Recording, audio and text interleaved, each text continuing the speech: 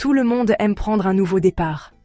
Et rien ne semble plus universel que de célébrer le renouveau et la lumière. Mais si je vous disais que l'origine de ces idées remonte à des milliers d'années, à une seule et même fête, et si je vous disais que cette fête était la raison même pour laquelle les anciens souverains ont consolidé leur pouvoir et inspiré des poètes comme Ferdowsi et Khayyam. Aujourd'hui, nous explorons Nowruz, la célébration qui a façonné l'identité perse, influencé la politique médiévale et qui nous relie à un patrimoine culturel commun. Bon, parlons de Nowruz, la fête du Nouvel An original, qui fait passer vos résolutions du 1er janvier pour de la gnognotte. Nowruz, ou Jour Nouveau, n'est pas juste une fête pour l'équinoxe de printemps. C'est la manière perse de dire « dehors, le vieux, place au neuf », depuis des milliers d'années. Imaginez la scène.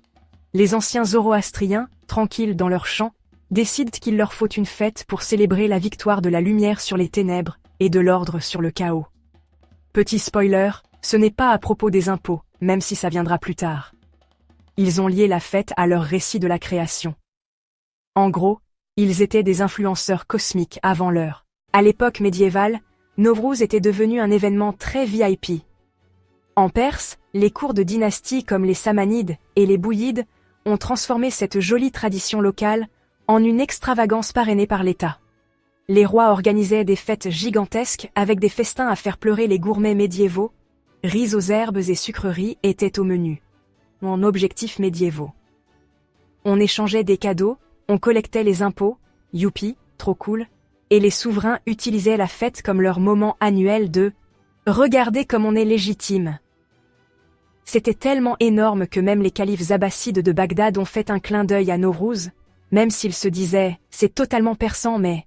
bon, allons-y ». Les Sassanides, alias les rois du bling-bling de l'ancienne Perse, ont poussé le bouchon encore plus loin. Leurs monarques s'asseyant sur des trônes incrustés de bijoux, recevant des cadeaux de tout le monde, vassaux, diplomates étrangers, et probablement ce type qui se pointe toujours sans invitation. Des feux sacrés étaient allumés parce que rien ne crie plus « ambiance printemps » que de brûler des trucs pour le renouveau cosmique. Mais voici le rebondissement. Après l'arrivée de l'islam en Perse au 7e siècle, les gens pensaient que Nowruz allait disparaître pour être trop zoroastrien. Eh bien non. Les souverains persans ont maintenu la fête en vie, en mélangeant Nowruz avec les coutumes islamiques. Les califes organisaient des événements caritatifs, faisaient pleuvoir l'argent, au sens figuré, et profitaient de l'occasion pour paraître généreux et magnanimes. Bien sûr, tout le monde n'était pas fan. Le savant du XIe siècle, Al-Ghazali, a regardé le tout de travers, le qualifiant de relique du paganisme.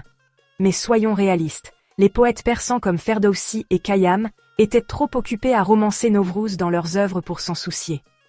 Ferdowsi l'a même intégré dans son livre des rois, le reliant au roi légendaire Jamshid, qui aurait soi-disant lancé le tout premier Nowruz. Sans vouloir vérifier les faits d'un mythe, mais ça a l'air légitime. Nowruz ne s'est pas limité à la Perse, il s'est mondialisé, en quelque sorte.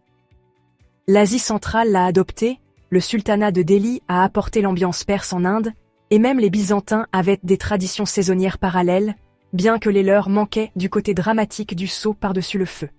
Sérieusement, des Iraniens médiévaux sautant par-dessus les flammes pour dire adieu aux mauvaises ondes et bonjour à la bonne fortune? Culte. N'oublions pas la nourriture. Les tables Aftsin existaient aussi à l'époque. En gros, une présentation digne d'Instagram d'objets symboliques, comme des pousses de blé pour la croissance, de l'ail pour la santé, et du vinaigre pour la sagesse. Et si vous pensez que vous vous gavez de friandises festives, les Persans médiévaux avaient du sabzi polo, qui est du riz aux herbes, et des sucreries qui feraient honte aux biscuits de Noël de votre grand-mère. Alors, quel est l'héritage? Nowruz médiéval a jeté les bases de ce que nous voyons aujourd'hui, un festival qui n'est pas seulement vivant, mais florissant dans des pays comme l'Iran, l'Afghanistan et l'Asie centrale. C'est maintenant un trésor culturel reconnu par l'UNESCO.